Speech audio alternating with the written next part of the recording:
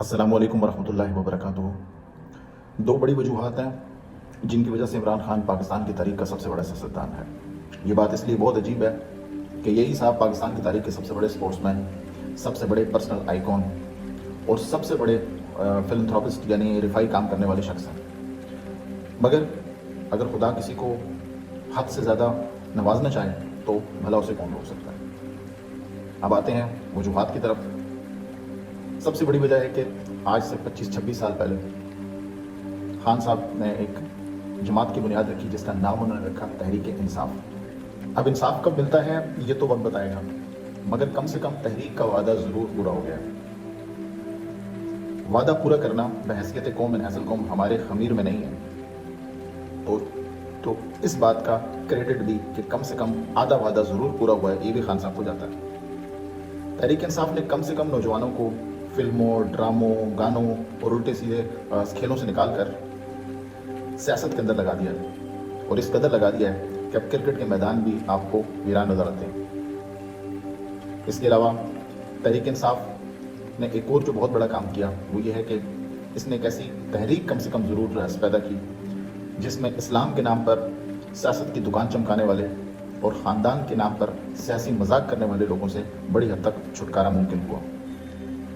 ساتھ ساتھ جن کے بارے میں شاعر نے کہا ہے کہ خوب پردہ ہے کہ چرمن سے لگے بیٹھے ہیں، صاف چھپتے بھی نہیں، سامنے آتے بھی نہیں، یعنی اسٹیبلشمنٹ کی سیاسی چھپن چھپائی بھی بڑی حد تک مان پڑ چکی ہے۔ اس کے علاوہ اس تحریک نے خاندان کے خاندان بدل ڈالے ہیں، فیملیز سیاسی جلسوں میں آنے لگی ہیں، لوگ عدالتوں میں مقدمات سننے لگے ہیں، سیاسی بیانات، تقریریں، معیشت کے اصول، معیشت اور معاشرت کے اوپر اس کے اثرات، لوگ ان کے بارے میں زیادہ جاننے لگے ہیں۔ یعنی اگر نٹ شل میں کہا جائے تو معاشرہ شعور پکڑنے لگا۔ تحریک انصاف کی اس تحریک نے کم از کم غیر جانبداری، منافقت اور عیاری کے لبادے بڑی حد تک اتار پھینکے ہیں۔ چور، ڈاکو، لٹیرے ادارے بے نقاب ہو گئے ہیں، بیوروکریسی کا سال ہر سال سے چھپایا ہوا گن سامنے آ چکا ہے،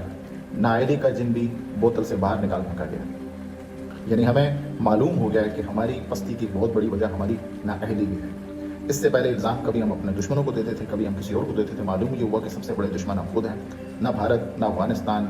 نہ کوئی اور ملک، نہ امریکہ ہمارا کوئی دشمن نہیں ہے، اگر ہیں بھی تو وہ بہت چھوٹے درجے کے دشمن ہیں۔ ہمارے سب سے بڑے دشمن ہم خود ہیں، ہمارے ادارے ہیں، ہماری اپنی نااہلی اور کم عقلی۔ اس کے علاوہ اسی تحریک نے اسٹیبلشمنٹوں کے ہاتھی کو ایسی نکیل ڈالی ہے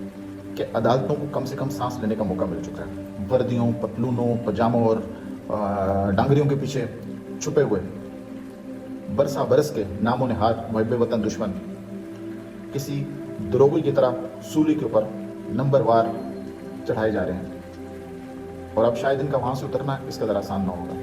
خدا کا شکر ہے کہ ملی نغموں اور کذب سے بڑے ہوئے، جھوٹ سے بھرے ہوئے قومی ترانوں سے بڑی حد تک جان چھوٹ گئی ہے، اور حقائق ہر گزرتے دن کے ساتھ ہمارے سامنے عیاں ہو رہے ہیں۔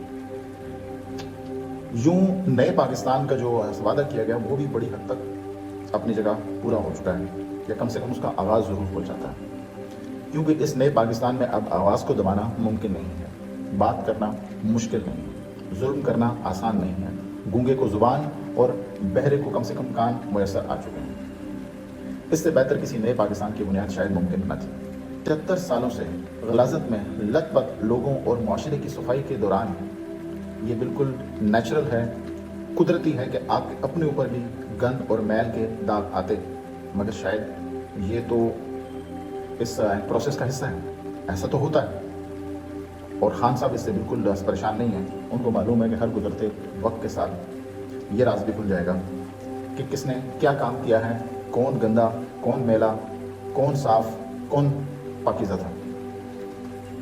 خان صاحب کی بے خوفی، خان صاحب کا حوصلہ، خان صاحب کا جو کانفیڈنس ہے وہ یہ بتاتا ہے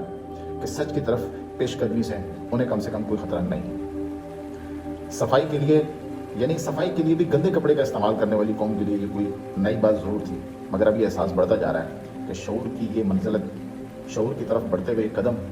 اس استعارے کی طرف پہلا قدم ہے جس کو خان صاحب ریاست مدینہ کہتے ہیں۔ ریاست مدینہ کا ہرگز یہ مطلب نہیں ہے کہ من ون ویسی ہی ریاست ہو بہو ویسی ہی ریاست بس بنے گی جو کہ نبی کریم صلی اللہ علیہ وسلم یا ان کے اصحاب کرام نے جس کی بنیاد رکھی تھی، بلکہ اس کا مطلب ایک استعار ہے، کیونکہ ویسی ریاست بنانا تو کسی بھی انسان کے لیے ممکن نہیں ہے۔ اس کو ایک استعارے کے طور پہ استعمال کیا جائے تاکہ ہماری جو ڈائریکشن ہے، جو ہمارا جو رخ ہے، اس کا کم سے کم کسی طریقے سے یعنی تعین کیا جا سکے۔ اور اس ریاست کی بنیاد بھی یہ ہے کہ ایک ایسی ریاست جس کا نقطہ آغاز شعور سے ہوتا ہے، عقل سے ہوتا ہے اور حق کے بارے میں آگہی سے ہوتا ہے۔ اب خان صاحب ہر کام آپ کو ہاتھ پکڑ کے نہیں کروائیں گے، انہوں نے اپنے حصے کا کام کر دیا ہے، اپنی جان کے اوپر کھیل کے، سارے خطرے مول لے کے انہوں نے آپ کو جو باتیں بتانی تھیں وہ انہوں نے بتا دی ہیں۔ اب آپ اپنی ٹانگوں میں جان ڈالیے، خان صاحب کی ٹانگوں کا انتظار نہ کیجیے، اپنے ٹانگوں میں جان ڈالیے، اپنا کام خود کیجیے اور اپنی ذمہ داری کا احساس کیجیے، اور یہی تحریک انصاف کے ساتھ سب سے بڑا انصاف ہوگا۔ یہی وہ بنیاد تھی نئے پاکستان کی جس کی طرف اب آپ پہلا قدم اٹھا چکے ہیں۔ خان صاحب اپنا وعدہ پورا کر چکے ہیں، وہ پہلے بھی آپ کے ساتھ کھڑا تھا، جو اس سے ہو سکا، جو اس سے بن سکا وہ اس نے آپ کے لیے کیا، اپنی جان کا خطرہ مول لے کے آپ کے ساتھ کھڑا رہا۔ اب آپ کی باری ہے کہ آپ اپنے حقوق کے لیے خود کھڑے ہوں، آپ ان کے ساتھ کھڑے ہوں، اور اس مملکت جس کو ایک مملکت کی شکل میں ہمارے سامنے رکھا گیا اور ایک قوم کی شکل میں ہمارے ساتھ رکھا گیا، جبکہ حقائق اس کے بالکل برعکس تھے، اس کے پیچھے چھپے ہوئے ان درندوں کو نکال باہر کریں اور اس کا انتظام آپ اپنے ہاتھوں میں لیں تاکہ ہم اپنے کسی بہتر مستقبل کی طرف پیش قدمی کر سکیں۔ بقول شاعر، مانو نہ مانو جانے جہاں اختیار ہے، ہم نیک و بد حضور کو سمجھائے دیتے ہیں۔ بہت شکریہ۔